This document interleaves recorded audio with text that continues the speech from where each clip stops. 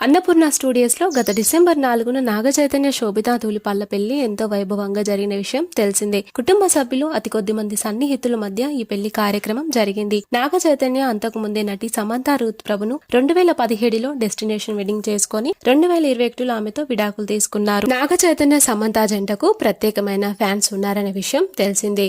వీరి విడాకులను ఇప్పటికీ వీరి ఫ్యాన్స్ జీర్ణించుకోలేకపోతున్నారు. విడాకుల గురించి నాగచైతన్య సోషల్ మీడియాలో పెద్దగా స్పందించకపోయినప్పటికీ సమంత మాత్రం అప్పుడప్పుడు ఇండైరెక్ట్ గా స్పందిస్తూ వచ్చేది. నాగచైతన్య మరో పెళ్లి చేసుకుని లైఫ్ లో మూవ్ ఆన్ అయ్యారు, కానీ సమంత మాత్రం సింగిల్ గానే ఉంటుంది. అయితే తాజాగా సమంత ఏమాయ చేసావే సినిమా గురించి ఇంట్రెస్టింగ్ వ్యాఖ్యలు చేసింది. ఆ సినిమా తన జీవితంలో ఎంతో ప్రత్యేకమైనది అని, అయితే కొన్ని సినిమాలు చేయకుండా ఉంటే బాగుండేదని సమంత చెప్పుకొచ్చింది. ఏమాయ చేసావే సినిమాతోనే తన లైఫ్ లో ఎన్నో ఒడిదుడుకులు ఎదుర్కోవడం వల్లనే ఆమె ఇలాంటి వ్యాఖ్యలు చేసిందంటున్నారు ఆమె అభిమానులు. ప్రస్తుతం ఆమె మాటలు నెట్టింట తెగ వైరల్ అవుతున్నాయి. ఏమాయ చేసావే సినిమాతో సమంత సినిమా ఇండస్ట్రీలోకి హీరోయిన్ గా ఎంట్రీ ఇచ్చారు. ఆ తర్వాత బృందావనం సినిమాతో మంచి కమర్షియల్ హిట్ ని అందుకొని వరుసగా గ్లామర్ పాత్రలు చేశారు.